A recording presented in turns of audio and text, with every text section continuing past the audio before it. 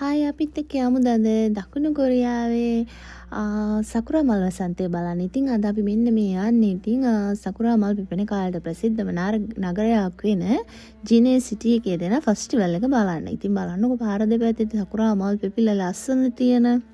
ඉතින් ඇත්තටම හරිම පිස්සුවක් වගේ මේ කාලේ ඉතින් මේ සති දෙකක් තුනක් වගේ තමයි මේ මල් තියෙන්නේ. ඉතින් ඒ කාලෙට හරිම ලස්සනයි පරිසරය. ඔන්න ඉතින් අපි එතනට ආවා. ඉතින් මුලින්ම මෙන්න මෙතන තියෙන මේ ප්‍රසිද්ධ ට්‍රේන් එක ළඟ ෆොටෝස් ටිකක් වීඩියෝස් ටිකක් අරගෙන ඊට පස්සේ අපි ගියා මල් බලන්න. ඉතින් එතනදී ඇත්තටම මෙතන ගොඩාක්ම තියෙන්නේ ගොඩක් කෑම බීම ඉතින් ওই ජංකි ෆුඩ්ස් ගොඩාක් තියෙනවා.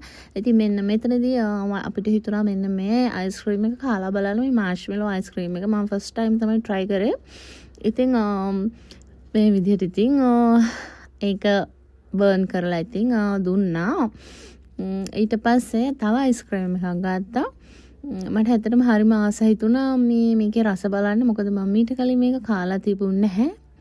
ඉතින් මේ විදිහට අපි දෙන්න අයිස්ක්‍රීම් දෙකත් අරගෙන වටපිට බලන ගමන් පොඩි වීඩියෝ එකකුත් කරන්න හිතුවා. ඉතින් ඇත්තටම ඊට පස්සේ අපි දෙන්න මේක චුට්ට අමාරු කරලා කාලා බලනකොට ඇත්තටම මට හිත ගියා මේ මාෂ්මෙලෝ අයිස් එකට.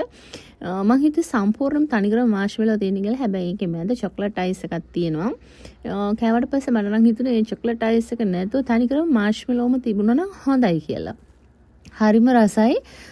ඉතින් දැන් මම තනිකරම මාෂ්මෙලෝ ෆෑන් කෙනෙක් වෙලා ඉන්නේ මේකෙන් පස්සේ.